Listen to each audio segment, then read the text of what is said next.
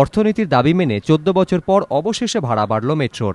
সেই সঙ্গে কমল স্মার্ট কার্ডে বোনাসও। মঙ্গলবার দুপুরে কলকাতা মেট্রোর ভাড়া বাড়ানোর প্রস্তাবে সম্মতি দেন রেলমন্ত্রী মল্লিকার্জুন খাড়গে। এক নজরে দেখে নেওয়া যাক মেট্রোর ভাড়া কি ছিল, কি হলো। বর্তমানে প্রথম ৫ কিলোমিটার পর্যন্ত ভাড়া ৪ টাকা, ৫ থেকে ১০ কিলোমিটার পর্যন্ত ৬ টাকা, ১০ থেকে ১৫ কিলোমিটার পর্যন্ত ৮ টাকা, ১৫ থেকে ২০ কিলোমিটার পর্যন্ত ১০ টাকা, ২০ থেকে ২৫ কিলোমিটার পর্যন্ত ১২ টাকা এবং ২৫ কিলোমিটারের বেশি হলে ১৪ টাকা ভাড়া দিতে হয়।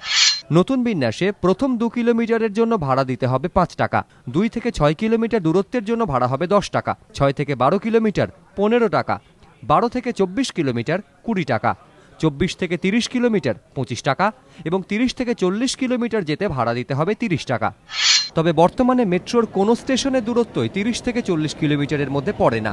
রেল বোর্ডের বক্তব্য, এটা ভবিষ্যতে সম্প্রসারণের কথা মাথায় রেখেই করা হয়েছে।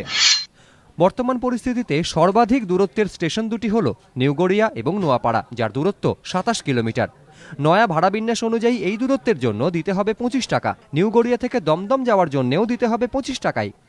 একদিকে যখন বাড়ছে মেট্রোর ভাড়া, তখন অন্যদিকে কমছে স্মার্ট কার্ডের বোনাস। ১০০ টাকার স্মার্ট কার্ডে আগে মিলত ১২০ টাকা, এখন মিলবে ১১০ টাকা। ২০০ টাকার স্মার্ট কার্ডে আগে মিলত ২৫২ টাকা আর এখন মিলবে ২২০ টাকা। ৩০০ টাকার স্মার্ট কার্ডে আগে মিলত ৩৯৩ টাকা, এখন মিলবে ৩৩০ টাকা। ৫০০ টাকার স্মার্ট কার্ডে আগে মিলত ৬৮৪ টাকা, এখন মিলবে ৫৫০ টাকা। এদিকে মেট্রোয় এবার চালু হচ্ছে নতুন দিনভরের টিকিট।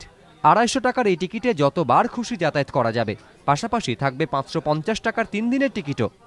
১৮ই অক্টোবর থেকে কার্যকর হবে এই নয়া ভাড়া। শেষবার মেট্রোর ভাড়া বেড়েছিল ১৯৯৯ সালে। তারপর ২০০১-এ প্রতি পর্যায়ে ১ টাকা করে সেফটি সেস বসানো হয়। সেই শেষ। তারপর আর বাড়েনি মেট্রোর ভাড়া, কিন্তু বেড়েছে খরচ এবং সেই সঙ্গে ক্ষতির বহর। বর্তমানে মেট্রোর অপারেটিং রেশিও পৌঁছেছে ৩০০-এ, অর্থাৎ ১০০ টাকা আয়ের জন্য মেট্রোকে ব্যয় করতে হয় ৩০০ টাকা। এই পরিস্থিতিতে বারবার দাবি উঠেছে ভাড়া বৃদ্ধির। দাবি জানিয়েছে রেল বোর্ড, কিন্তু ছাড়পত্র মেলেনি। এর কারণ মূলত দুটি: রেল মন্ত্রক কংগ্রেসের শরিকদের হাতে থাকা এবং দ্বিতীয়ত সেই শরিকদের কলকাতা মেট্রোয় কোনো আগ্রহ না থাকা। একটা সময় রেল মন্ত্রক তৃণমূলের হাতে এলেও জনপ্রিয়তার কথা মাথায় রেখে ভাড়া বাড়ানোর পথে হাঁটেনি তারা। অবশেষে রেলের গিয়ার এখন কংগ্রেসের হাতে। এই সুযোগে জনমোহিনীর মায়া কাটিয়ে সংস্কারের পথে হাঁটল মেট্রো। সস্তার রাজনীতিকে এবার অন্তত হার মানাতে পারল অর্থনীতির বাস্তবতা। ধ্রুবজ্যোতি প্রামাণিক, এবিপি আনন্দ, কলকাতা।